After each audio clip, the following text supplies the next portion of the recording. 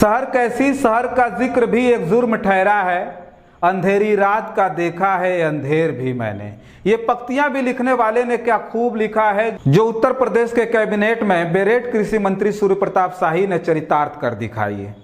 साहब बुलडोजर की सरकार में वो मंत्रालय संभाल रहे हैं जिसकी प्रदेश में आबादी लगभग 70% है, जो कृषि पर ही निर्भर है। जब हम सत्ता धर्म और मजहब के हिसाब से चुनते हैं तो वहाँ महंगाई और बेरोजगारी केवल मजाकिया मुद्दे पर आकर टिक जाती है। वहाँ महंगाई और बेरोजगारी पर आम गरीब जनता का केवल माखौल उड़ाया जाता है।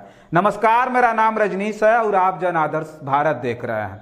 सूबे में महंगाई चरम पर है, आटा दाल और सब्जी आम आदमी की थाली से दूर होती जा रही है। इस बीच योगी सरकार के कृषि मंत्री का बेतुका बयान आया है।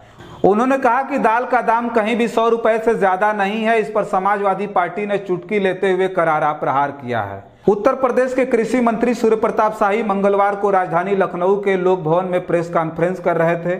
उनके साथ कृषि राज्य मंत्री बलदेव सिंह आलोक भी थे।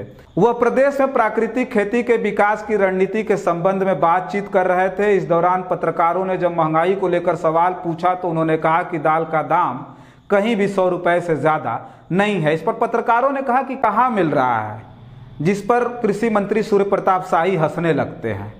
वहीं समाजवादी पार्टी के मीडिया सेल के सोशल मीडिया अकाउंट एक्स पर कृषि मंत्री सूर्य प्रताप शाही का एक वीडियो शेयर करते हुए लिखा है कि ये है योगी का बेशर्म मंत्री। बेशर्म और कुटिल हंसी हंसते हुए कह रहा है कि दाल का दाम कहीं 100 रुपए से ज्यादा नहीं है।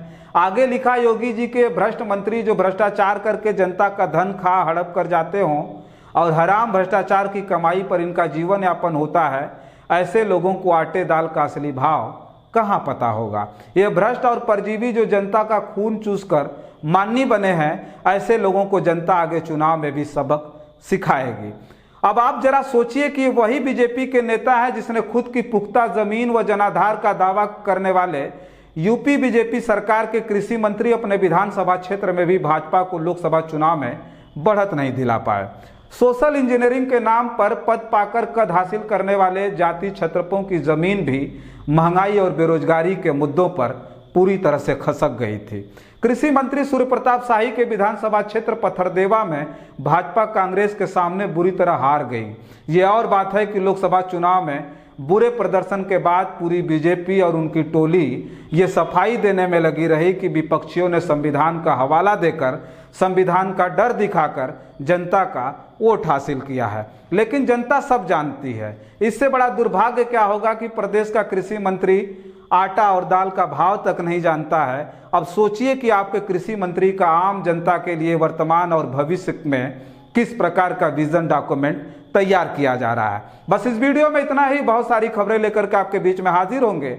बने रहें जन आदर्श भारत के साथ। बहुत बहुत धन्यवाद।